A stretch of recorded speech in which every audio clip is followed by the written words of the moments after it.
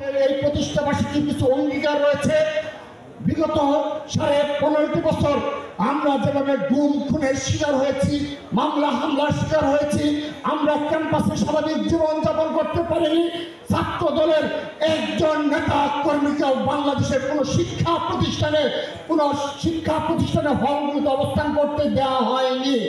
সেই বাস্তবতায় ছাত্রদল বুক চিতিয়ে প্রকাশ্য রাজনীতিতে বাংলাদেশের সকল ক্যাম্পাসে রাজনীতি তাদের প্রকাশ্য চালু রাখতে পেরেছিল।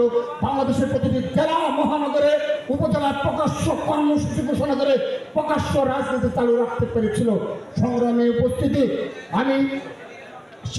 আমরা ছাত্রদলের প্রতিজ্ঞা হলো আমরা একটি নতুন ধারা ছাত্র রাজনীতি উপহার দিয়ে যাচ্ছি।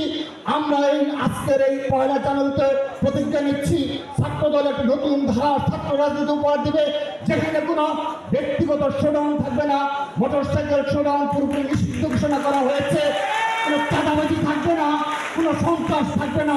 আমি শুধুমাত্র স্মরণ করে দিতে চাই, আমাদের বিজয় উৎসব 16 ডিসেম্বর এবং আজকে ছাত্র দলের প্রতিষ্ঠা বার্ষিকী 1 জানুয়ারি।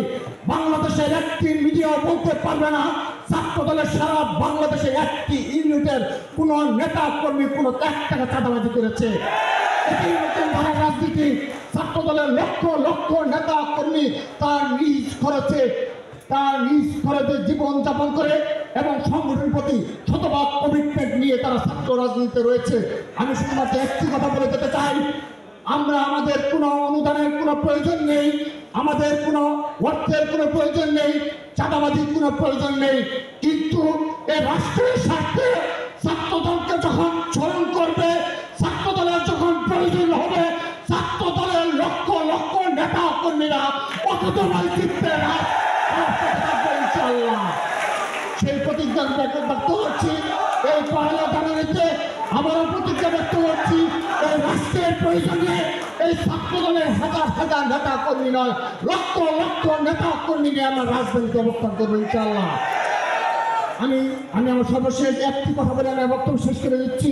আমি শুধুমাত্র সাধারণ শিক্ষার্থীদের উদ্দেশ্যে একটি প্রশ্ন রেখে দিতে চাই, যদি আবু সাঈদ এবং আমাদের শহীদ ওয়াসিম হত্যার আগের দিনে যদি এই খুনি হাসিনা যদি আজকের এই কোটা সংস্কার আন্দোলন তিনি মেনে নিতেন, তাহলে আজকে আমাদের এই ছাত্র দলের লক্ষ লক্ষ নেতা কর্মীদের জীবনে কি ধরনের দুর্বিষহ জীবন অপেক্ষা করছিল সেগুলো আপনারা বিবেচনা করবেন। অপরপক্ষে যদি কোটা সংস্কার আন্দোলনে খুনি হাসিনা মেনে নিত, অনেক শিক্ষার্থী রয়েছে, অনেক আজকে বৈষম্য বিরোধী ছাত্র আন্দোলনের অনেক নেতৃত্ব রয়েছে যারা থ্যাংক ইউ পিএম বলে এই ঢাকা বিশ্ববিদ্যালয় ক্যাম্পাসে তারা মিছিল করত। আমরা ছাত্র দলের সেই দিনগুলোর কথা স্মরণে রেখে আগামী বাংলাদেশ বিনির্মাণে এবং বক্তব্যে আপনারা সতর্ক হবেন সেই প্রত্যাশা রেখে এবং নতুন ধারার ছাত্র রাজনীতি উপহার দেওয়ার কল্পে ছাত্রদল সর্বোচ্চ ভূমিকা পালন করবে ক্যাম্পাসগুলিতে, সেই আশাবাদ ব্যক্ত করে আবারও দেখা হবে রাজপথে সেই প্রত্যাশা থেকে বিদায় নিচ্ছি। বাংলাদেশ জিন্দাবাদ, বাংলাদেশ জাতীয়তাবাদী ছাত্রদল জিন্দাবাদ।